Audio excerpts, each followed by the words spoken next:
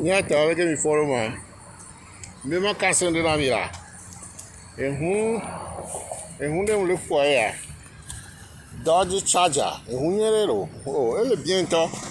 Ni to le me am le sigo gagan le la 5 ka le ni. Nke nya ke nda glo la mi o. Africa to na ndi la America. Nyere mi nya nko no. Ehun ya mo hunye ro.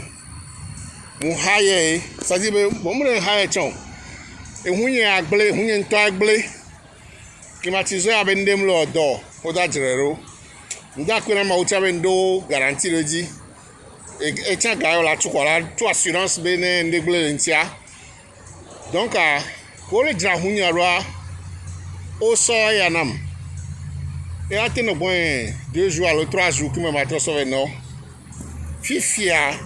Et nous qu'Afrique tourne, ola de faute le huyame. Sodora Afrique tourne, be yewe huya. Parce que ça fait la signe, le pied. Le quoi la be huya.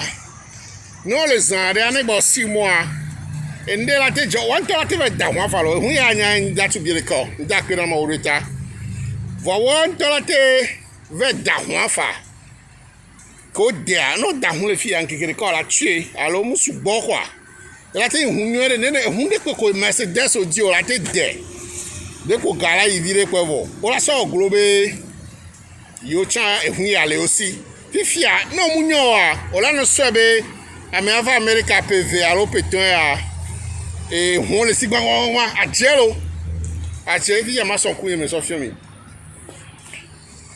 ajelo mudo mas parce que me le yenu quoi ajelo o le bo ne a nya nyi nda so hu ya glo parce que mo hunye o le bo ne a ne o va bien ver hu ade ma ela be ya hu anto aya igba ko nyere kwa ye tati dare aje ye to anu Africa to ne won so na glo wan ke jo na ne le o na ne na obi e be na obi e ga matina o parce que le blâmer ne galasi o tele pe hu ya on a tellement me gagner facilement allo on le parle né voilà nous pas trafiquer nous le yo envie ko la hen va dio jalousie ko la hen va dio ameko le azeme on la va lazo on la va na America no ku allo la no Europe no ku yes to no anti kwa mia ho yesu mia voma o mingba na enu no amesi ba no bu mia ji kwa enu no amesi ya no a ngba du jiji na o